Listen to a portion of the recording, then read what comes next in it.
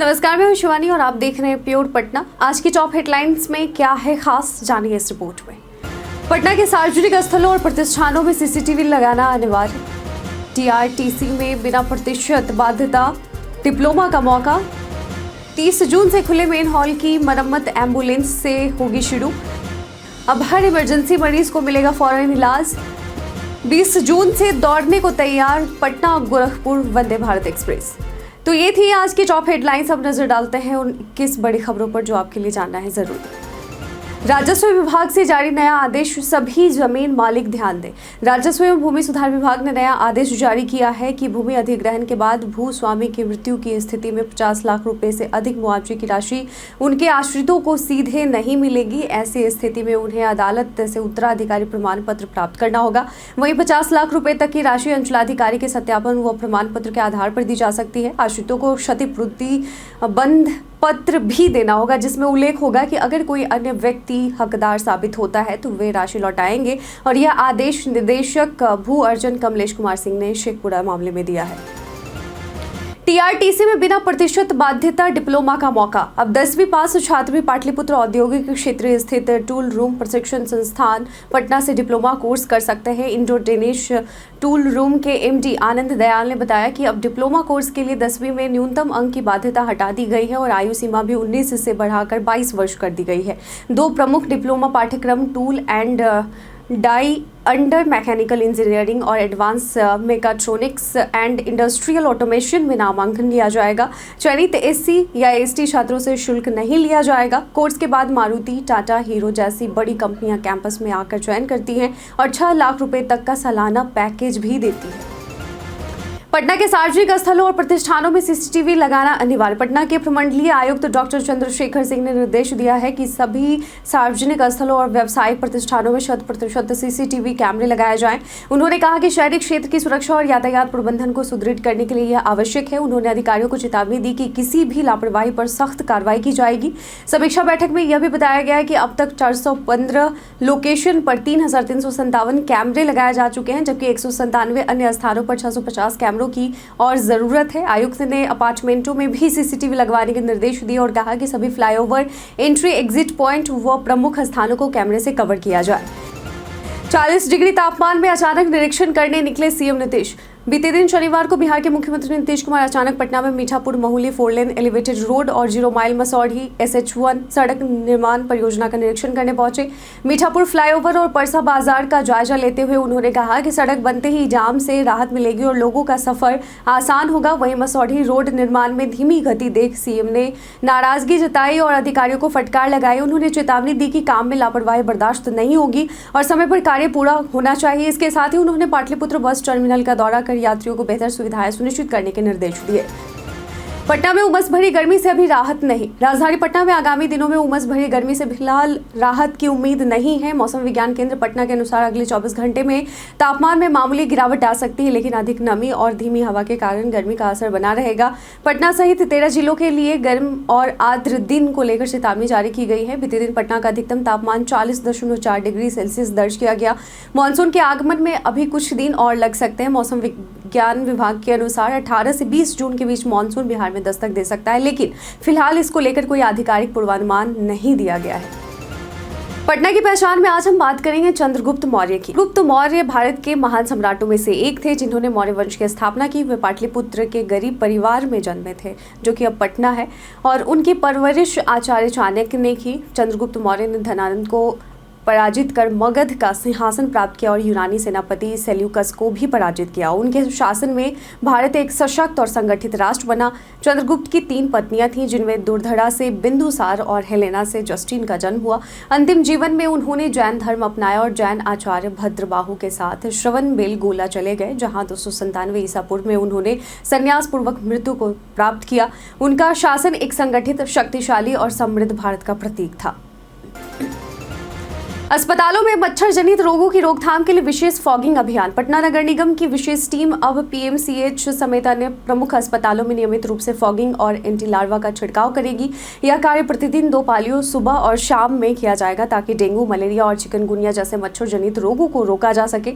नगर आयुक्त अनिमेश कुमार पराशर ने निर्देश दिया है कि प्रत्येक कार्रवाई की जियो टैग फोटो लेकर निगरानी टीम को भेजी जाए। अस्पतालों के अलावा शहर के सभी 75 वार्डों में भी मुख्यालय स्तर से नियंत्रण और निरीक्षण किया जाएगा। फॉगिंग से संबंधित शिकायत के लिए हेल्पलाइन नंबर 155304 भी जारी किया गया है और जिस पर नागरिक अपनी शिकायत दर्ज करा सकते हैं। 30 जून से खुले मेन होल की मरम्मत एम्बुलेंस से होगी शुरू। नगर निगम को जर्जर और खुले मेन होल और चैम्बर की मरम्मत के लिए 2 पुराने वाहन एम्बुलेंस के रूप में उपलब्ध कराए गए हैं। इन वाहनों को मेन होल एम्बुलेंस के रूप में डिजाइन किया जा रहा है, जिनका उपयोग 30 जून से नगर निगम के 6 अंचलों में मरम्मत कार्य के लिए किया जाएगा। प्रत्येक अंचल में एक एम्बुलेंस तैनात की जाएगी जो सूचना मिलने पर मौके पर जाकर मेन होल के ढक्कन बदलेगी।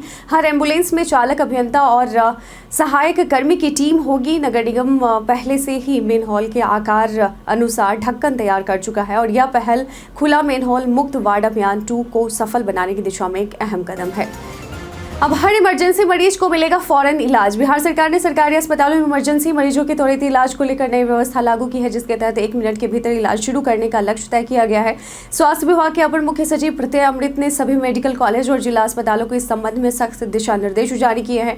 पीएमसीएच और एसकेएमसीएच में हुई घटना के बाद विभाग ने मानकों की पुनर्समीक्षा कर नए नियम बनाए हैं और अब अस्पतालों को विभागों के बीच समन्वय बनाकर तत्काल इलाज सुनिश्चित करना होगा और हर महीने समीक्षा बैठक भी करनी होगी।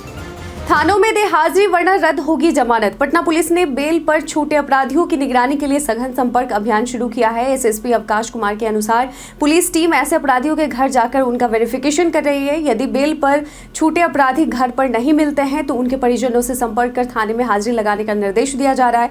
वेरिफिकेशन में सहयोग नहीं करने या थाने में हाजिरी न देने पर उनकी जमानत रद्द कर गिरफ्तारी की कार्रवाई की जाएगी और साथ ही फरार और वांटेड अपराधियों की गिरफ्तारी के लिए विशेष टीम गठित की गई है और यह अभियान बिहार पुलिस मुख्यालय के निर्देश पर जून माह से फिर शुरू हुआ है। 20 जून से दौड़ने को तैयार पटना गोरखपुर वंदे भारत एक्सप्रेस के संचालन का रास्ता साफ हो गया और इसके 20 जून से चलने की संभावना है। रेलवे ने इस ट्रेन का शेड्यूल और रूट जारी कर दिया है। ट्रेन सुबह 6 बजे गोरखपुर से रवाना होकर बेतिया, नरकटियागंज और मुजफ्फरपुर होते हुए पाटलिपुत्र यानी पटना पहुंचेगी और वापसी में रात 9 बजे तक गोरखपुर लौटेगी और यह ट्रेन पूरी तरह से आधुनिक 16 कोच वाली होगी। पाटलिपुत्र जंक्शन से उद्घाटन समारोह आयोजित किया जाएगा, जिसके लिए प्रधानमंत्री कार्यालय से समय मांगा गया है। ट्रेन पहले प्रयागराज रूट के लिए प्रस्तावित थी, लेकिन अब इसे पूर्व मध्य रेलवे के तहत पटना गोरखपुर रूट पर चलाने का फैसला किया गया है। डबल डेकर बस योजना क्लियरेंस के इंतजार में अटकी। पटना में टूरिस्टों के लिए ओपन डबल डेकर बस सेवा ट्रायल पूरा होने के बावजूद अब तक शुरू नहीं हो सकी है। बिहार राज्य पर्यटन निगम ने इसकी शुरुआत की योजना बनाई है, जो दीघा रोटरी से कंगन घाट तक चलेगी।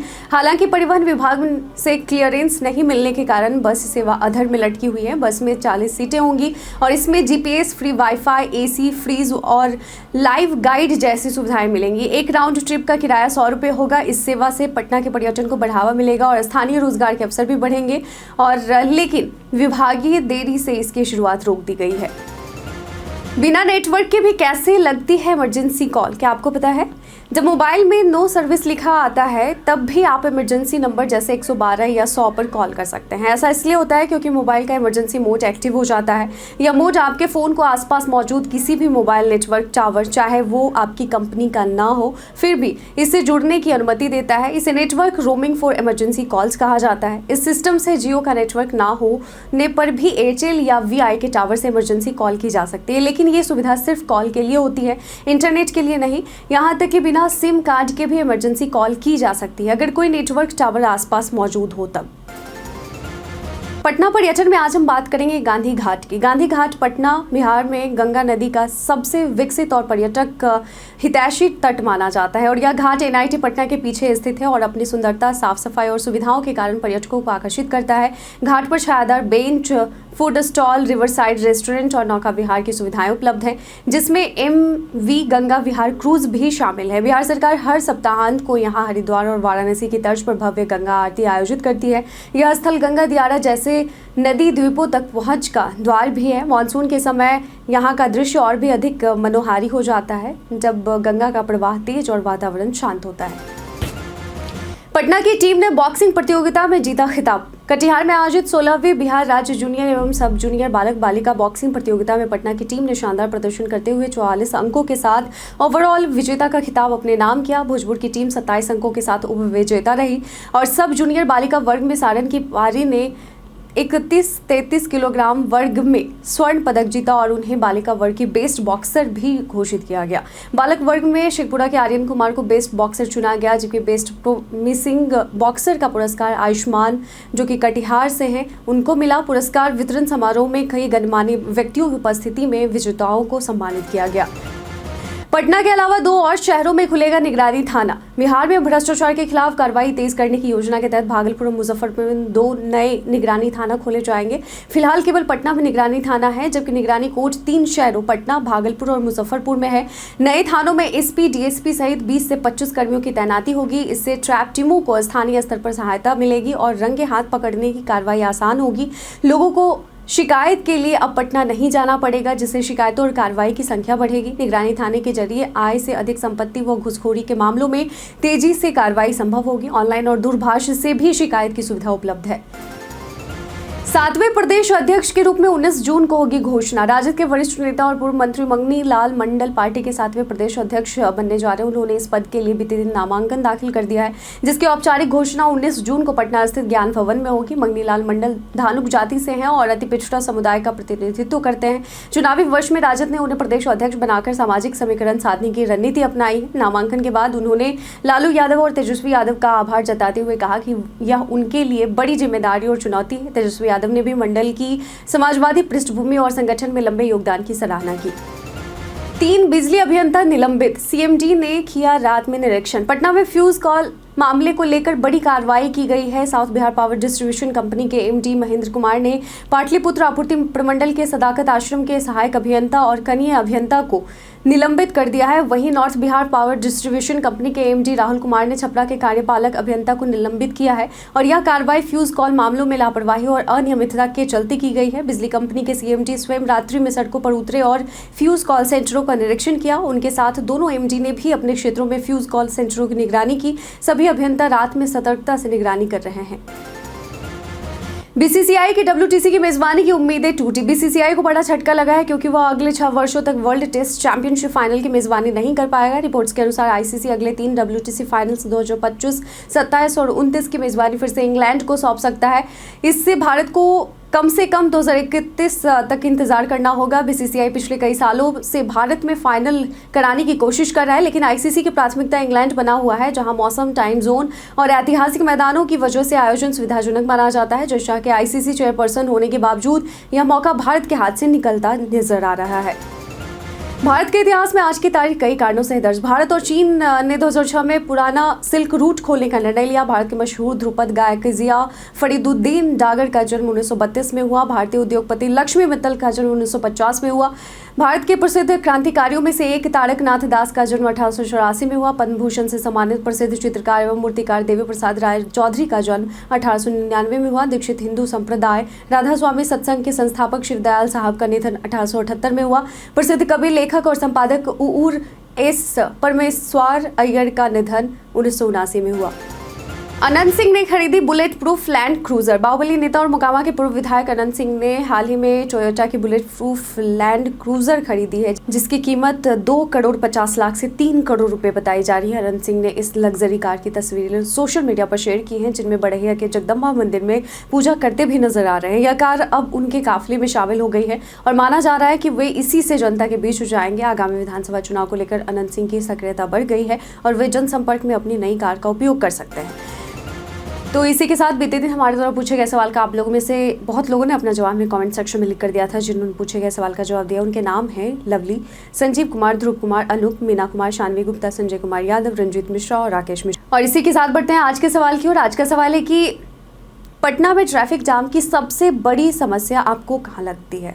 अपना जवाब में कमेंट सेक्शन में लिखकर जरूर बताइएगा। पटना से जुड़ी तमाम खबरों के साथ अपडेट रहने के लिए देखते रहें प्योर पटना। धन्यवाद।